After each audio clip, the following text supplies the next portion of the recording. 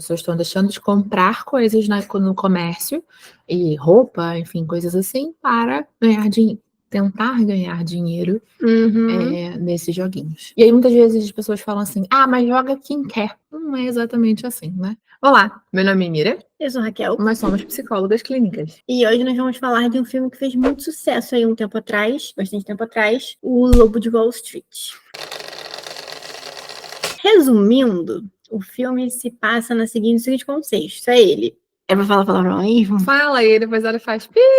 Tá. Resumindo, o filme conta a vida dele e ele tá o tempo inteiro se drogando, humilhando alguém ou dando festas. Exatamente isso.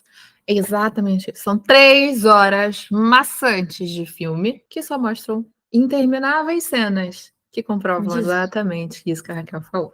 Até que a coisa começa a dar errado, que é o que você já espera desde o início. Que vai dar errado, e vai dar muito errado, porque ele abusa de tudo o tempo inteiro, então é abuso de substâncias, é abuso de bebida, ele não come, ele toma muitos remédios, porque ele já começa a sentir muitas dores, então ele mesmo fala, né, eu acordo, tomo remédio para acordar, tomo remédio para dor, daqui a pouco cheiro cocaína, não sei o que lá, bebo, ou seja... Tem uma substância para cada coisa. Exatamente. Do dia. É uma vida completamente desregrada.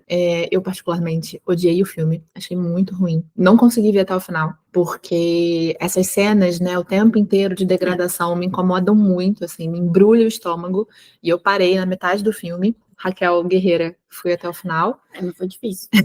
Mas assim, o que a gente pode tirar do filme? Tem algumas coisas ali? Tem. Um pouco parecido com o que a gente acabou de falar do Clique, né? Que foi o filme da semana passada. Mas que é como o trabalho o excesso de trabalho pode acabar com a nossa vida, tá? Então, isso que a gente já falou lá, mas com algumas outras coisas aqui diferentes, né? Então, ele está inserido num contexto em que esses excessos, eles são ensinados de um para o outro, né? Então, desde o momento que ele entra... Exato, né? Então, o primeiro almoço dele com o primeiro chefe dele, ele acha tudo muito estranho e aí o cara, não, tem que fazer, tem que usar, tem que fazer assim, fazer assado e precisa fazer sexo tantas vezes no dia, sabe? Para se manter ativo. E, na verdade, ele só tá falando ali de ficar se estimulando o tempo inteiro porque eles não podem ficar cansados, né? Com a rotina de super abuso de tudo, é óbvio que o corpo não dá conta, né? Então, esse é o primeiro ponto que a gente precisa pensar em relação ao filme. Mas tem alguns detalhes também. Por exemplo, a humilhação. Sim. Bom, estamos falando de um contexto em que eles têm muito dinheiro. E a gente sabe que quem tem muito dinheiro acha que pode tudo e que é dono de tudo, né? Não todo mundo. Tá bom. Não estamos generalizando, tá? Não precisa vir no comentário falar que nem todo rico, mas sempre um rico. Então, tem um pouco essa questão. Então, eles estão o tempo todo realmente humilhando alguém. Então, assim, tem a questão da mulher, né, que raspa a cabeça e eles dão dinheiro para ela fazer isso na frente do escritório inteiro. Tem a cena do anão também, né, que eles jogam, objetificam completamente, no sentido literal de ser um objeto, vira um dardo humano. Né? O outro vira uma bola de boliche, que eles estão conversando sobre isso, é como se fosse nesse sentido. Objetificam as mulheres, né, olhando para elas apenas como uma questão sexual, então também tem essa humilhação desse ponto, né, da história. Todos eles são casados, todos eles traem as mulheres, né? Mesmo a tal mulher lá, a segunda mulher dele, que ele é apaixonado, ainda assim ele trai. Sim. Então, é um contexto de muita humilhação. Bom, mas também tudo bem, né? O dinheiro também não é um vilão, não, gente, né? Todo mundo gosta de dinheiro, precisa de dinheiro, a gente precisa sobreviver e viver.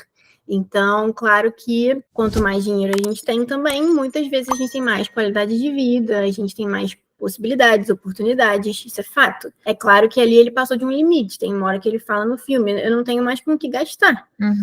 Mas além dele não ter mais com o que gastar o dinheiro, acho que tem um ponto fundamental no filme em que ele não se incomoda de enganar as pessoas para ganhar dinheiro, né?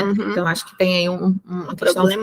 Problemão, que é o que a Raquel estava começando a falar no início do vídeo. Ele sabe que ele está enganando as pessoas, ele sabe que ele está fazendo mal, e aí no começo da empresa dele, é pessoas pobres, inclusive, e ele não se incomoda com isso, entendeu? Não tem nenhum dilema ético, moral.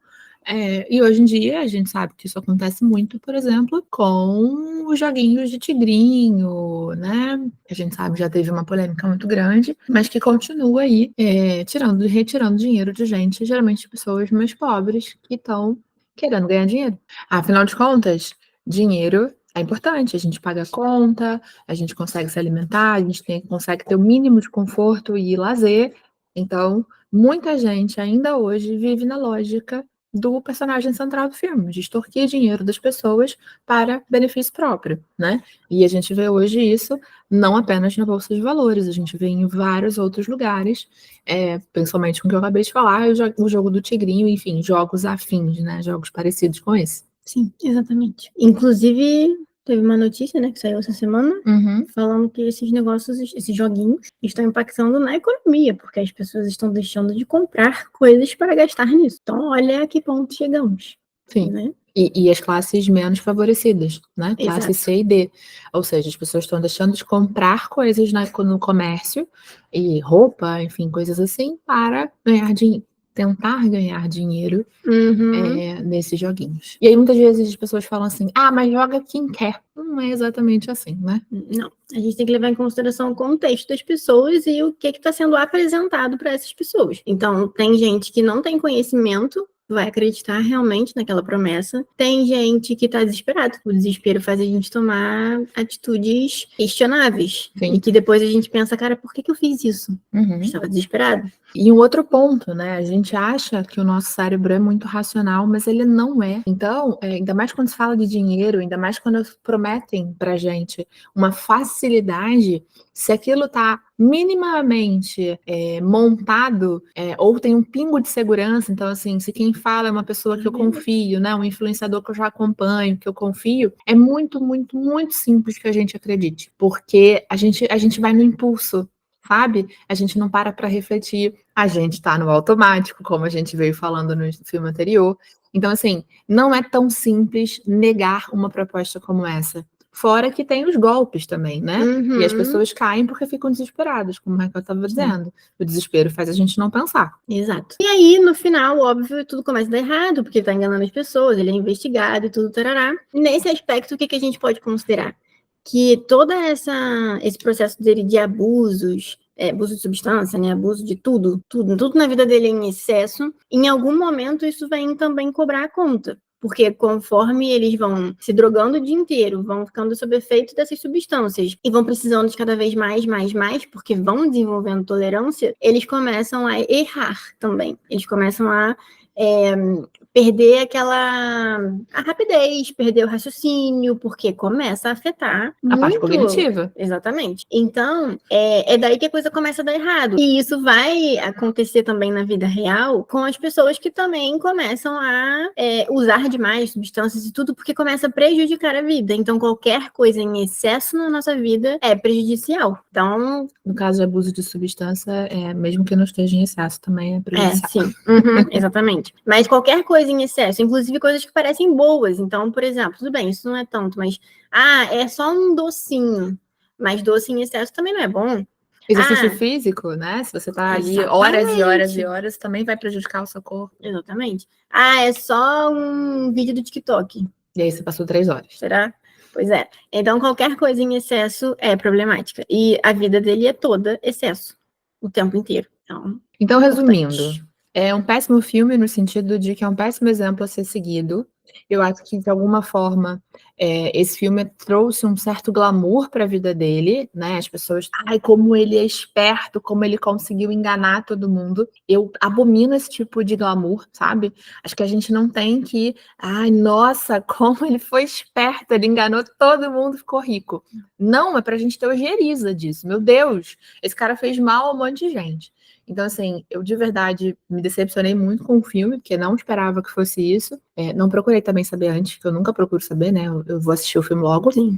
Mas, então não é pra glamourizar, não é pra achar que ele foi muito bom. É pra gente olhar e perceber como os excessos podem ser ruins e, principalmente, que como o mercado financeiro também pode gerar muito sofrimento para as pessoas que estão inseridas nele, né? Acho que essa é a única lição que a gente pode tirar do filme. E não precisava de 3 horas para fazer esse filme, né? Porque no início você já entendeu tudo que vai acontecer.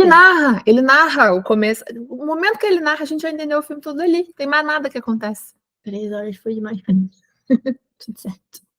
Bom, É isso. então se você concorda com a gente, deixa o comentário aqui. Se você discorda, dê um argumento bom para a gente pensar sobre ele. Então comenta aqui, curte o vídeo, compartilha com alguém, ativa o sininho e a gente se vê no próximo vídeo. Até.